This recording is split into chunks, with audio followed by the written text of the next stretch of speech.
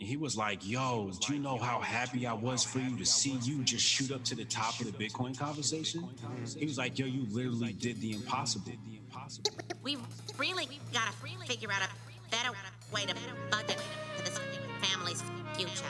Bitcoin. What? I don't know. It's just a tool, though, isn't it? Ladies and gentlemen, No, it's not. Bitcoin. There will only ever be 21 million Bitcoin mined. Sound money. I'm open these doors for all colors, you know what I mean? For all opinions, for all ideologies. It's an alien life form. Bitcoin.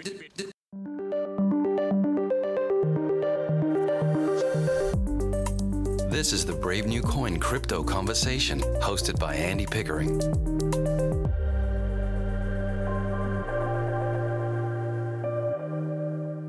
Hi everyone, Andy Pickering here. I'm your host and welcome to the Crypto Conversation, a Brave New Coin podcast where we talk to the people building the future in the Bitcoin, blockchain, and cryptocurrency space. Today's podcast is brought to you by Leverage, a new fully featured decentralized futures exchange without compromise. Are you ready to trade the future of crypto today? Well, Leverage is a DEX, so you can trade with your keys and sign orders just with one click, and Leverage is fast. Yes, indeed, Leverage is powered by Gluon, a new layer 2 solution with the scalability and speed of a centralized exchange and the super low fees of a DEX. Yes, Leverage, the new exchange that combines the best features of CeFi and DeFi, so you can trade crypto spot or crypto derivatives with up to 100x leverage while maintaining control of your assets at all times. It's like William Gibson said, the future is already here, but in this case, it's evenly distributed and completely decentralized. Go to leverage.io, and leverage is spelled Leverj.io, and trade the future of crypto today. Hi everyone, Andy Pickering here. Now, depending on where you are in the world, it's either December 27th or it's Boxing Day. So I do hope you had a really fantastic Christmas. And chances are you did, because look at Bitcoin go. As I record this, Bitcoin is up above US $26,000. Don't you just love to see it? So yeah, go Bitcoin. Great to see. All right. Now, as you know, we are republishing 4 of my favorite Crypto Conversation podcast episodes from this year. 4 really quickie episodes that I enjoyed and I hope you'll enjoy as well. So here is the third one. This is my chat with DJ J-SCRILLA, who is a critically acclaimed hip-hop producer and illustrator from Washington, D.C. And DJ J-SCRILLA is also a Bitcoiner, and earlier this year he released Sound Money, a hip-hop album inspired by Bitcoin. It's more than an album, though. It's a piece of Bitcoin art combining audio clips, samples, dirty drums, and some of the hip-hop underground's best rappers. And my talk with DJ J-SCRILLA actually includes some musical highlights from the album, and you're going to love it. So here it is, the very special hip-hop edition of the Crypto Conversation. And now let's get on with the show. Yeah, boy! My guest today is DJ J-SCRILLA. DJ J-SCRILLA is a critically acclaimed producer, mixtape DJ, illustrator, and he's even a podcast host. But he's best known as being a hip-hop DJ and producer. DJ J-SCRILLA began producing back in 2001, and he has since developed an extensive discography which boasts Hall of Fame rappers such as Killer Mike, Raekwon, Smith & Wesson, and more. DJ J-SCRILLA has just released a new underground hip-hop album. It's called Sound Money, and it's all about the story of Bitcoin. Welcome to the show, DJ J-SCRILLA. Thanks a lot, Andy. All right, man. So, look, I'm not going to lie. You're kind of a different guest for me here on the Crypto Conversation. Mm-hmm. Like, you know, I've had on everyone from Andreas M. Antonopoulos to Sergey Nazarov to John McAfee. all the crypto crew come through here, but you are the first rapper on the show, so I reckon we just embrace the chaos and we're going to do a full hardcore hip-hop episode of the Crypto Conversation. How does that sound? I love it. And just one correction, though. I'm not a rapper. I'm a producer. I make the beats and and I'm also an artist, so I kind of put the whole project together, and I reached out to a few rappers to get on the project itself. Of course. All right, well, thank you for clearing that up.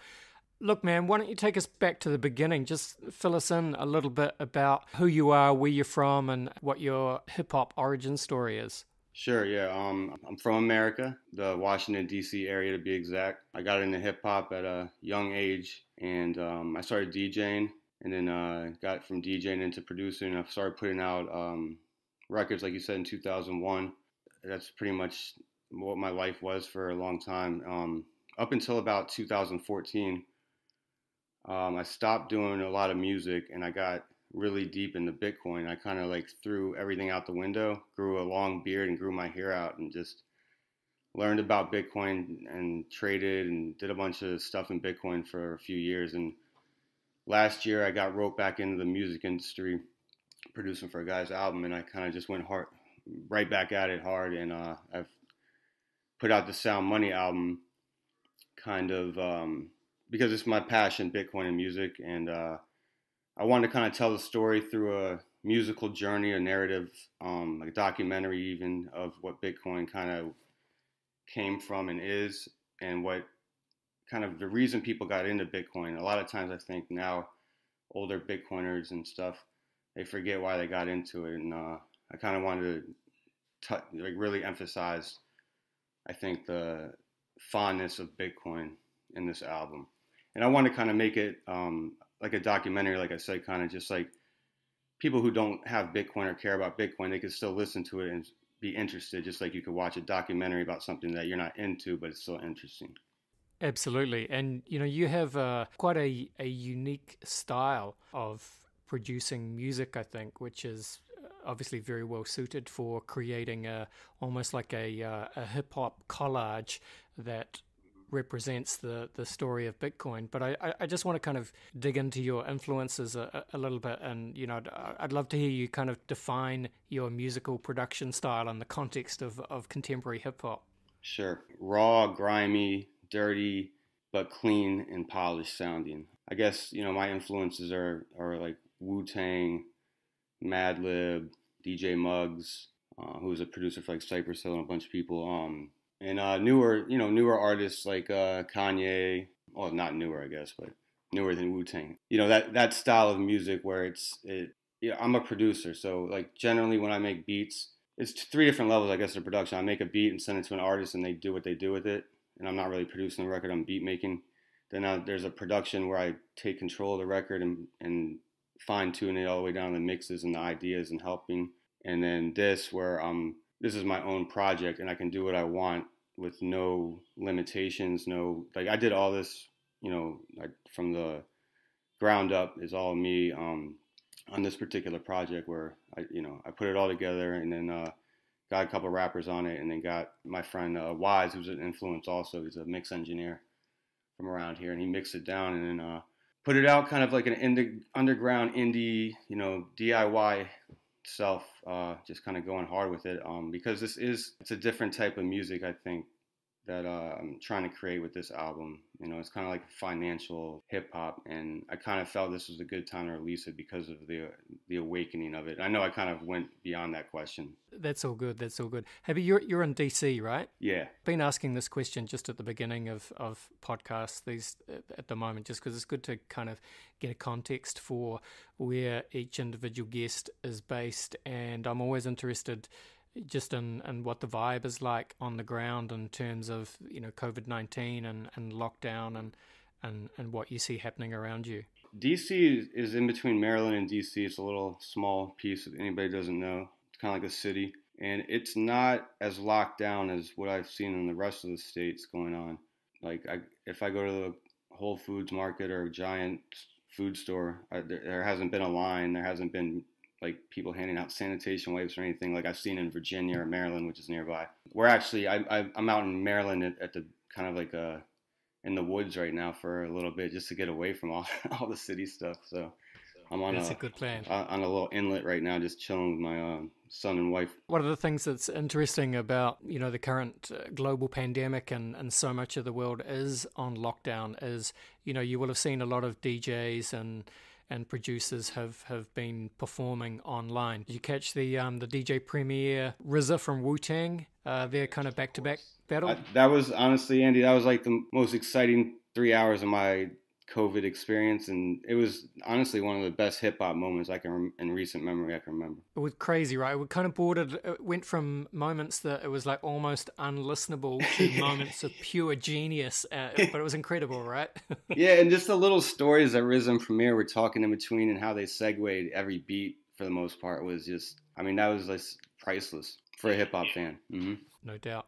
All right, well, you're like, as well as being a producer, you're, I guess, a bit of an illustrator and an artist, which obviously goes hand in hand with hip-hop culture. Mm-hmm. And I see you've done these album covers, and I think you call them trading cards, but you've made them in the form of like NFTs or non-fungible tokens, blockchain assets. Mm-hmm. You've done this wild collection of meme art. You've got Pepe's in there. You've done tributes to Run DMC, Tribe Called Quest, even Kim.com. Just before we get into Sound Money, the album, just, what's that about?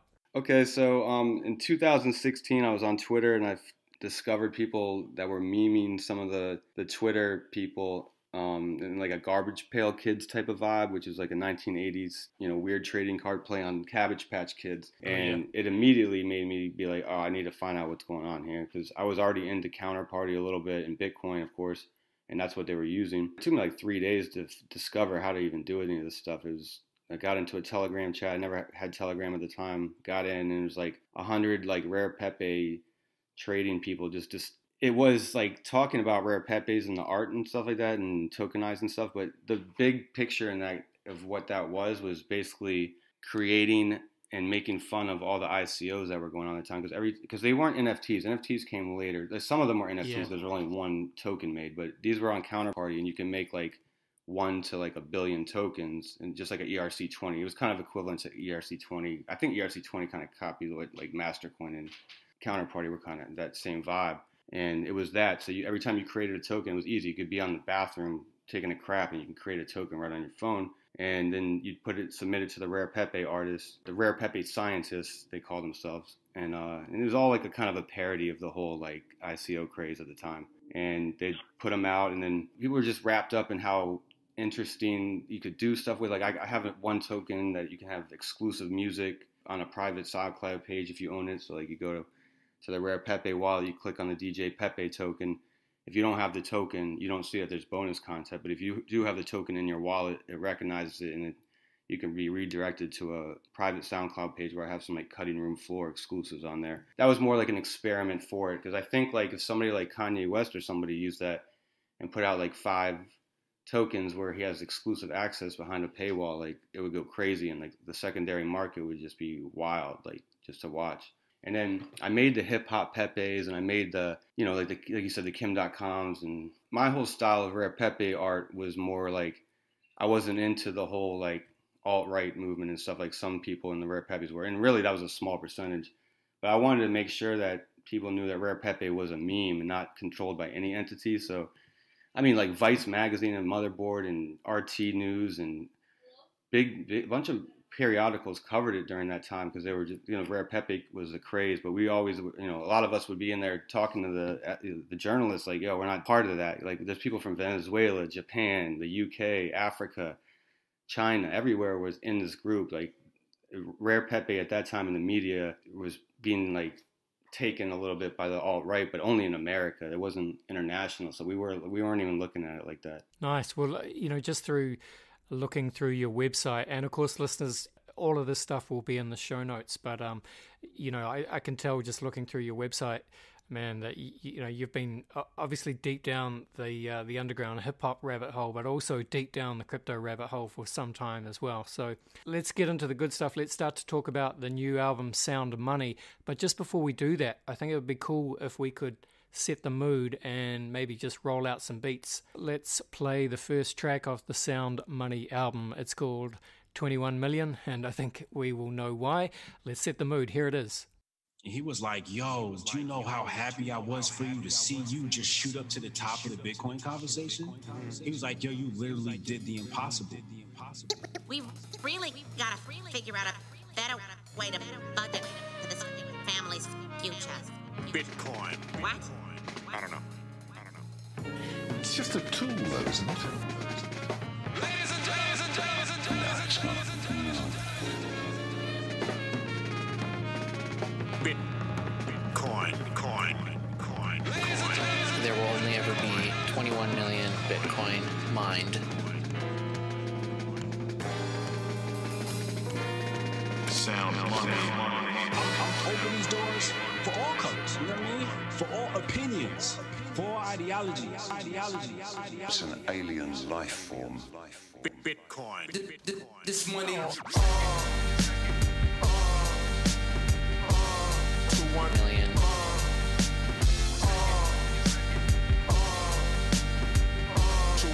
Million.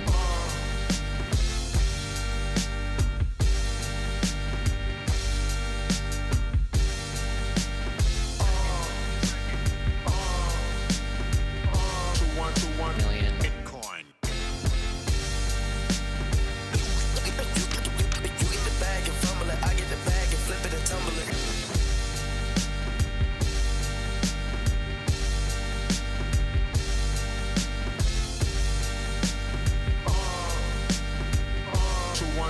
Million. Million. This is John McAfee, and you, lucky people, are listening to Guns and Money, Bitcoin. All right, man. Well, that was the sound of 21 million. That, of course, is the first track off Sound Money. Take us away, Mr. DJ J-SCRILLA. What's the background to 21 million and the first track on the album, and what are you trying to say here? So I kind of want to make it kind of an in-your-face track. Like, it kind of has a jazzy build-up, but then it just goes into a very hard horn stabs, because I feel like Bitcoin did that in the world in 2008, 2009. It just exploded like a Genesis block, and I wanted to be in your face because that's what Bitcoin is. It's in your face, and it's a big deal. I want to kind of have like a hard. That's definitely like the hardest like track on the album in terms of like there's no melody. It's just kind of hard in your face. And I sampled some people talking, and I liked what Hotep Jesus had said. I sampled him about it because Bitcoin is not about just Bitcoin Twitter. Bitcoin is about like Bitcoin, and people, like most of the people everybody on this album except for probably K Beta, they have no idea what crypto Twitter is or Telegram Twitter or any of that stuff is, or Telegram crypto. They just know that they use Bitcoin because that's what they use. Like, you know what I mean? So it's like the faces aren't just crypto Twitter. Like I want to touch kind of everybody and explain to them that Bitcoin is for everybody. It's not just some kind of financial thing and market and investing thing. Like, it's actually a tool that people should pay attention to, and I think I got into that a little bit more into the album as to why.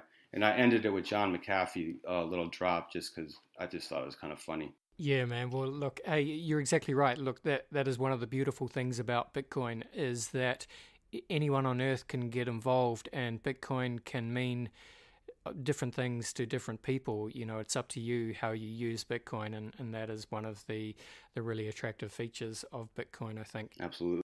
I mean, you talk about sampling these people like Hotep Jesus and John McAfee, and we'll talk about some of the other people you've sampled as we go deeper into the podcast, no doubt. But what's your style of production here in terms of finding those samples? And do you talk to the people involved, or do you just find something that kind of fits in the narrative you want to tell? Like you said at the beginning, this is collage. This is like a collage. Yeah. Definitely. Nice. Like if you listen to DJ Shadow or something, it's kind of like that. Cold like cut. This is what I'm doing with Bitcoin samples and the occasional rapper on there. So like the John McAfee was him actually talking to me on a podcast. He did that for me, and then the rest of them were just like random stuff I found on the internet. And I didn't focus on like who I sampled, which some Bitcoiners may have a problem with, or I should say some hardcore Bitcoin maximalist shit will have a problem. It's like, oh, I'm not listening to someone with Hotep Jesus, or I don't want to hear what Warren Buffett has to say about Bitcoin and stuff like that. But it's the nuance. Like it's not about if you like or hate anybody or whatever. Those words that I captured for every song means what it means for that song. Look, I love that. And that's the essence of hip hop, right? It's, you take a sample and you can use that sample however you want to use it to construct your narrative and make your soundscape. Yep, exactly. Track 3 is called Dream of Empire. What I love about this track is there's a very distinctive Flavor Flav from Public Enemy sample, which you gotta love some Flavor Flav. But even more interesting, you got a bit of an XRP diss in the beginning there. What's happening here? Are we? You're not an XRP guy? Nah, definitely not. And I like that you said that because you're the first person that I've talked to that's picked up on that, and I was really proud of that. Yeah, that's exactly what it was. It was just a quick XRP diss, and that XRP represents a lot of shitcoins in my opinion. No doubt. So that's all that was. Like, so, you can listen to the album and hear it, but yeah, that's what that was. Cool. You've got some underground rappers spitting some guest verses throughout the album. Do you want to just give a shout out to some of these rappers and maybe just explain a little bit about who they are and why you're working with them? And are they also Bitcoin guys as well? Absolutely. So when I started with this album, I did an album in 2014 called Silk Road. It was about the Silk Road with 2 other producers, and we got a bunch of rappers on it, but they didn't know anything about the dark web or the Bitcoin or anything. So it was a little bit of a letdown when I made it in terms of that. So for this album, I specifically reached out to rappers that use Bitcoin, have rapped about Bitcoin before, and I knew that they knew what it was. So Rome Streets appears on that track 3, and he's kind of like an underground king right now. He's blowing up. You'll be hearing more of Rome Streets a lot. He's doing well, and he put out a song called Alpha Bay a year ago, and that's when I was like, oh shit, all right. And then I started hearing a lot of stuff. If you listen to like Griselda records or like that type of vibe, a lot of like the dark, grimy hip hop that's coming out, street music. There's a lot of guys that just you'll hear like little mentions of cryptocurrency, and I've started to pick up on that over the last few years. Like, okay, this is what I've been waiting for. Like my style of music, and these guys are rapping about Bitcoin a little bit or about some kind of crypto or blockchain. Like Royce the 5'9" said it. Even like Big Sean, who's bigger, has said it. But then you hear a lot of the underground guys talking about it, and it makes a lot of sense to me. And so I reached out to Rome. I actually reached out to Uncle John first, who's on track 5, because I had a little bit more of a relationship with him. And he put the Bitcoin logo on the back of his last album. And I asked him, I was like, what is that? And he's just like, oh, I'm just like, I don't even know why he did it, to be honest. It was just, he didn't know a lot about Bitcoin, but he's like super like intuitive and futuristic, and him putting that on there was like a sign to me, like, all right, that's dope. Like, this guy's got a big buzz. He didn't have any Bitcoin songs on there. He just threw the Bitcoin logo on there. He didn't accept it in Bitcoin or anything. I don't think he knew how probably, but that was a big thing to me. So I reached out to him first to do a song, and then K Beta and Fleetwood DeVille. They're both guys I kind of got into crypto a few years ago. K Beta definitely is active Bitcoiner and stuff, and then Fleetwood DeVille a little bit less, but he knew about it. So I had them kind of close out the album, and they did a little bit more blockchainy, which was the end of the album, and it kind of made sense to me because it's like open-ended. Like I kind of left the last song open-ended so that there could be a continuation of the story. There are signs that Bitcoin and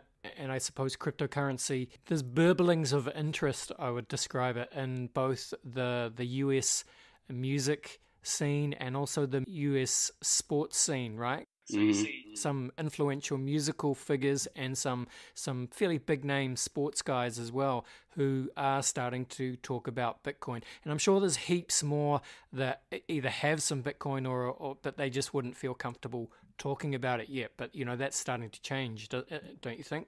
Yeah, I agree. Yeah, it's like, was it Russell's, I forget his name from the NFL. He's like a huge ambassador for it now. That's right. I forget his second name as well, but yeah.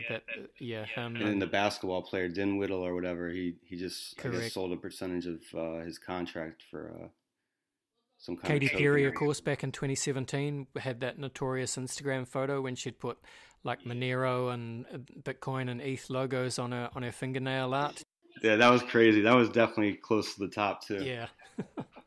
And even Kanye West, I think he hasn't come out and directly spoken about Bitcoin too much, but he did have a tweet when he said something like, decentralize it or decentralize all the things or something. Yeah. And he lives in Wyoming now and stuff. I feel like Kanye definitely has Bitcoin. No doubt. Yeah. Yeah, boy. Track 8 on your album is called Sound Money, and the first sample on that is by a guy called Josh. Do you know who I'm talking about? Yeah, exactly. Yeah, what is his name on Twitter? Carpe Noctem. Yeah, exactly. I'd followed his trading stuff for a while actually, and he's from DC. I had told him in a direct message actually. I was trying to meet up with him at a lightning meeting, but before the COVID thing, I guess maybe it got canceled. I thought I saw him say he was going to go, so I was going to play him the track. But I sampled him saying this is not financial advice, and he kind of got the name of that song is Bullish, and he says we're feeling bullish here or something like that too. I get spiritual living on this channel for educational purposes only, and it's not intended as financial advice. We're getting there. We're more bullish than we've been. He's an early Bitcoin investor, and he thinks that Bitcoin's going to keep on going straight up. And did you tell me during the break? I know you did. Repeat it for the viewers. You think it's going to go to $1 million? Well, let's just give a shout out to Josh. It's Josh Olszewicz, who of course Josh is a good friend of mine. Josh is the lead analyst here at Brave New Coin. Yeah. He's an all-round good guy. He comes over and sees us here in New Zealand once or twice a year. It's cool that you've sampled him, and it was actually Josh that turned me on to your album. So shout out to Josh. Big up, Josh. I want to talk about Money Printer Go Brr. Mm-hmm. Now, this is actually my favorite song on the album, not just because of the meme, although, the meme is a part of it, but probably my favorite beat on the album. It's a really smooth, catchy, rolling beat. And I think what we'll do is we'll play the song in 1 second, but just before we do that, why don't you just kind of set the scene? Is this your interpretation of the meme, and why the sound?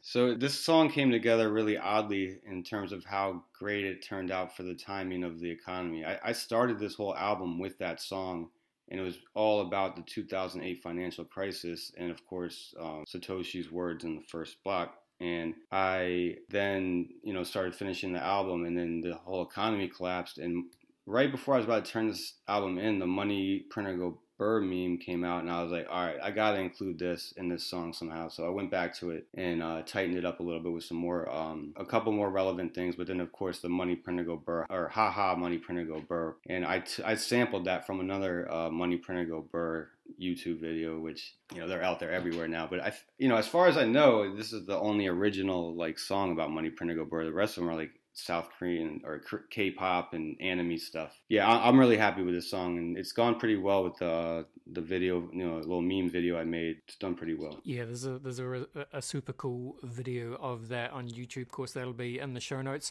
Let's play the song, and then we'll go to a quick break, and then we'll come back and finish off with the very famous Crypto Conversation Hot Take Round. This is Money Printer Go Brr. Not in generations has Wall Street absorbed the number of body blows it took today. The world has gone mad, and the system is broken. The American financial system is rocked to its foundation as top Wall Street institutions topple under a mountain of debt. Bailed out by the taxpayers. It's pretty clear they cannot be trusted. Money Printer Go. He said, your problem is that you're trying to understand this as an economic story. Once you look at it as a crime story, You'll get it. The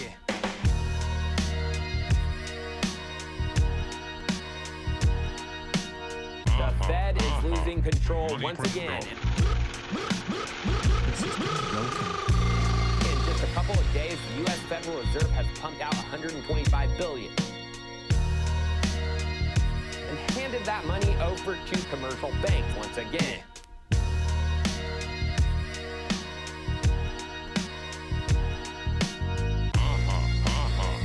Money Printer Go.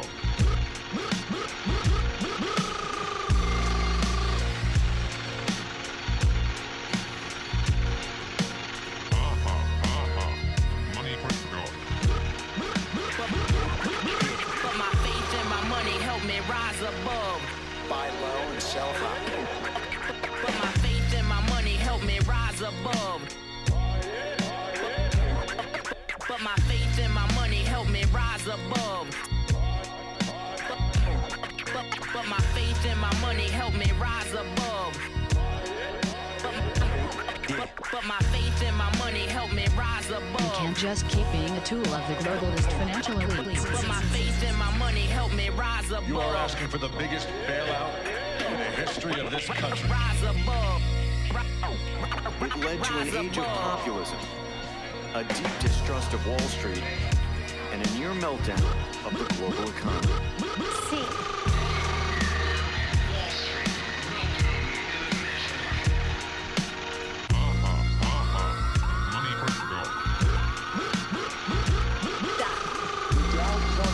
The financial world is walked by the biggest bankruptcy in U.S. history.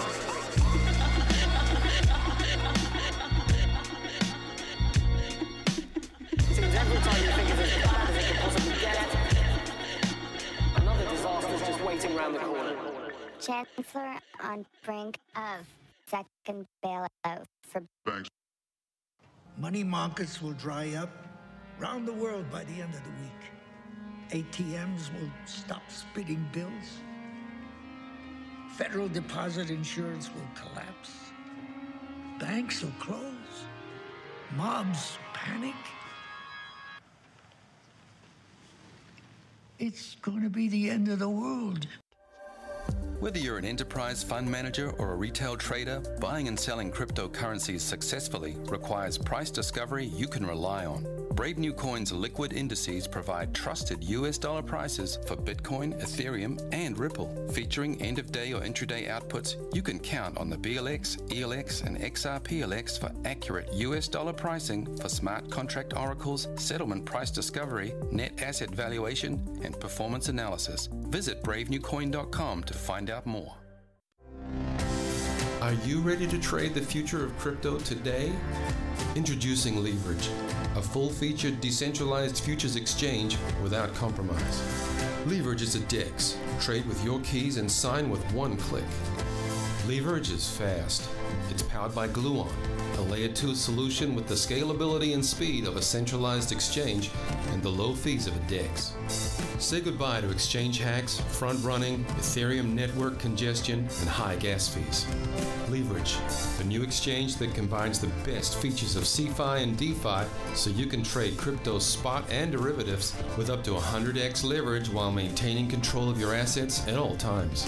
Like William Gibson said, the future is already here, but in this case, it's evenly distributed and completely decentralized.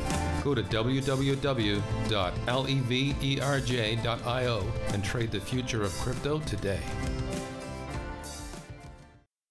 All right, we're back, and I'm with DJ J-SCRILLA, who has a new underground hip-hop album, Sound Money, out, and it tells the story of Bitcoin. Hey, Mr. DJ J-SCRILLA, I like to finish each Crypto Conversation podcast with a quick round of rapid-fire Crypto Conversation hot takes. Are you up for it? Yes, sir. All right, I just want your hot takes, your hot fire, take your best shot. Here we go. Where do you sit on the Bitcoin maximalist to multi-coin opportunist spectrum? I'd probably be at about an 8.5. Yeah, nice, fair enough. I would have been surprised if you said you're an XRP maximalist. Yeah. What would you say is your firmest conviction, crypto opinion? That Bitcoin is free speech. Nice, I love it. All right, I ask every guest this question. It's a little bit contentious given the current political and economic environment, but who do you think wins the American presidential election 2020? I have no idea, but I don't think Joe Biden's going to end up running. Fair enough, we'll just have to see. UBI, Universal Basic Income. I used to talk about this as a potential fix for AI-induced automation, as kind of argued by Andrew Yang back in the Democratic primaries, but now there's this new discussion around UBI as a potential fix for the economic devastation that is happening all around the world. What do you think about UBI? Is this a good idea? I've never been a fan of UBI. You know, I like Andrew Yang and his ideas of things. He did kind of like make me interested in UBI. I'm not gonna lie. And then with this whole thing going on now, it's interesting. But I feel like it's you know, I feel like we're in like a Black Mirror thing where it's gonna end up happening. People are gonna be sitting in front of their computers and putting out content to make money. I don't know what the end goal is, but I don't know.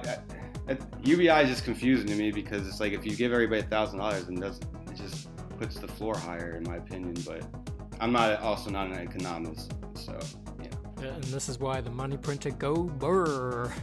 Bill Gates famously said, "We tend to overestimate what we can accomplish in 2 years and underestimate what we can accomplish in 10. What do you think the blockchain space looks like in 10 years' time? It's scary. I'm 50-50 on it. It's either going to be invasive and terrible, or it's going to be exactly what we envisioned. And it all depends on what us Bitcoiners and people that aren't sheep can help accomplish with that. Yeah, that's nicely said. It's a battle for the future. And look, speaking of which, William Gibson, the sci-fi author, he said, "The future is already here, it's just not evenly distributed." Can you think of an example of the future being here right now, but most people just aren't really aware of it? Of course, yeah. I mean, cryptocurrency and Bitcoin particularly, there's so many things going on that people aren't aware of. Even the people that know what or think they know what Bitcoin is, or just know the name Bitcoin, they have no idea like the deepness of the rabbit hole that goes down it. Totally. All right, we're about to get weird. I ask every guest this question. Let's zoom out. What do you see as the long-term future for the human race? Do you see dystopia or utopia? I tend to think more positively, so I'm going to go with utopia. Nice. Hey, it's better to be an optimist. And finally, what is your favorite science fiction book, film, show, or universe? I probably just have to go with the old Star Wars. I'm not huge into sci-fi. It's all right. I always find it's interesting because there's a lot of crossover between sci-fi and crypto nerds.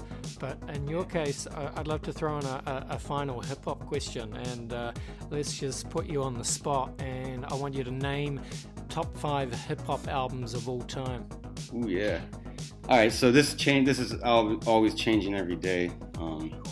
But I would say 5 that I can, off the top of my head, that I love are Midnight Marauders by Tribe Called Quest, Moment of Truth by Gangstar, Kanye West, Late Graduation, Mobb Deep, Murder Music, West Side Gun, Hitler Wears Hermes. Nice. Well, you are a man of impeccable taste, but you missed Yeezus.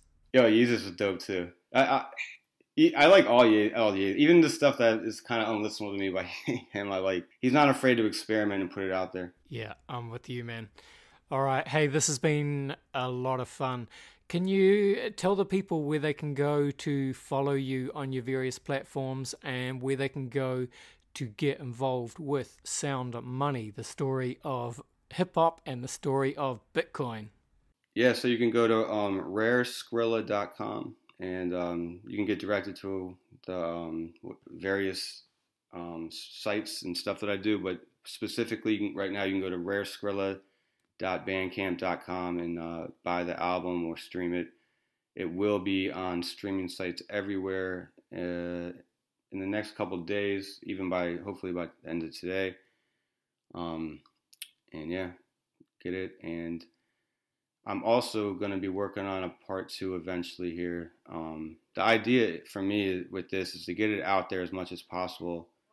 And then I would like to try to put out another part 2 kind of with a bigger rollout and even like get some artists like a Big Sean and a couple other people that have a lot more pull to even take this further. Man, that would be awesome. Thank you for talking to me today. All the best, and keep in touch. I appreciate it, Andy, and shout out to Brave New Coin. Shout out to you, my man. All right, later, bro. Boom, well, there you go. We are done. Thank you to DJ J-SCRILLA, and thank you for listening to the hip-hop edition of the Crypto Conversation podcast. Links are in the show notes to DJ J-SCRILLA's website and YouTube channel and to the Sound Money album. I have checked, and it is out now on Spotify and other streaming platforms. Shout out to DJ J-SCRILLA. In a past life, I was a bit of a hip-hop nerd, so it was actually super fun for me to do this episode, and I genuinely think that the Sound Money album is also a lot of fun and a cool listen, so I do hope you go and check it out. Better leave it there. Thanks for listening, everyone, and do stay safe out there. This was the Crypto Conversation for Brave New